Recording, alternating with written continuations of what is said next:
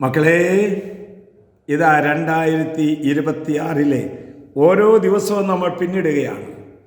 ഓരോ ദിവസവും ഓരോ കിരീടവുമായിട്ടാണ് വചനമാകുന്ന യേശു നമ്മുടെ പക്കലേക്ക് കടന്നു വരുന്നത്. രാജാതിരാജാവായ യേശുനാഥൻ, വചനമാകുന്ന യേശുനാഥൻ നമ്മെ കിരീടമണിയിക്കുമ്പോൾ എന്തൊരു ആനന്ദമാണ് നമുക്കല്ലേ.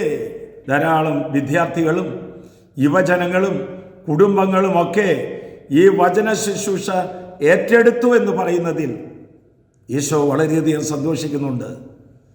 വചനം നമ്മുടെ ഹൃദയത്തിലേക്ക് കടന്നു വരുമ്പോൾ എന്താണ് സംഭവിക്കുന്നത് എന്ന് ഇന്നത്തെ വചനഭാഗം നമ്മെ പഠിപ്പിക്കുകയാണ്. ഇന്നത്തെ വചനം 1 പത്രോസ് 5:4. അതിപ്രകാരമാണ്: ഇടയന്മാരുടെ ഇടയൻ പ്രത്യക്ഷപ്പെടുമ്പോൾ മഹത്വത്തിൻ്റെ ഒളിമങ്ങാത്ത കിരീടം നിങ്ങൾക്ക് ഞാൻ നൽകും.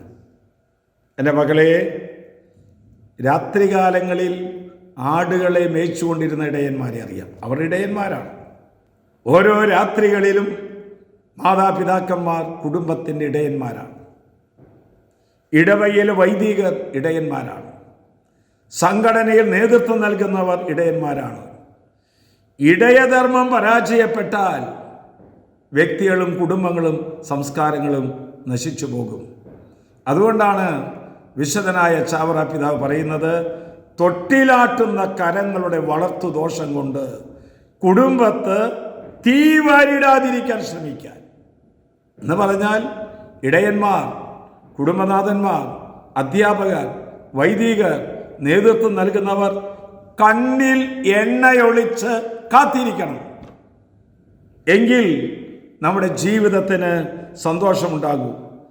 ഇടയന്മാരുടെ ഇടയൻ ആരാണ്? ഇടയന്മാരുടെ ഇടയൻ അത് യേശു കർത്താവാണ്. യേശു കർത്താവ് വരുമ്പോൾ നാം ചെയ്യുന്ന ഉത്തരവാദിത്തം കണ്ട് സന്തോഷമുണ്ടാകുമോ? പ്രേം നിറഞ്ഞ അപ്പച്ച, പ്രേം നിറഞ്ഞ അധ്യാപക, പ്രേം നിറഞ്ഞ ഗുരുഭൂതരെ, ഇടയന്മാരുടെ ഇടയൻ വരുമ്പോൾ നമുക്ക് ഒളിമങ്ങാത്ത കിരീടം ഒരുക്കി വെച്ചിട്ടുണ്ട്. ഒളിമങ്ങാത്ത കിരീടം. ആർക്കും അതിൻ്റെ പ്രകാശം തട്ടിക്കളയാൻ പറ്റില്ല. എങ്ങനെയാണെങ്കിൽ ഓരോരുത്തരും അവരുടെ ധർമ്മം ഈശോ ആഗ്രഹിക്കുന്ന പോലെ നിർവഹിക്കുമ്പോൾ ഒളിമങ്ങാത്ത കിരീടവുമായി കർത്താവ് ഇന്ന് ഈ രാത്രിയിൽ നമ്മുടെ വീട്ടിലേക്ക് വരികയാണ്.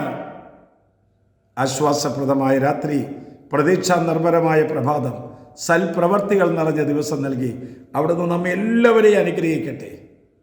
നമ്മുടെ കർത്താവ് ഈശോ മിശിഹായുടെ കൃപയും പിതാവായ ദൈവത്തിൻ്റെ സ്നേഹവും പരിശുദ്ധാത്മന്റെ സഹവാസവും ഇന്നിതാ ഇടയനായ കർത്താവ് ഒളിമങ്ങാത്ത കിരീടവുമായി നമ്മുടെ പക്കലേക്ക് വരുന്നു. ഇപ്പോഴും എപ്പോഴും എന്നേക്കും ആമേൻ.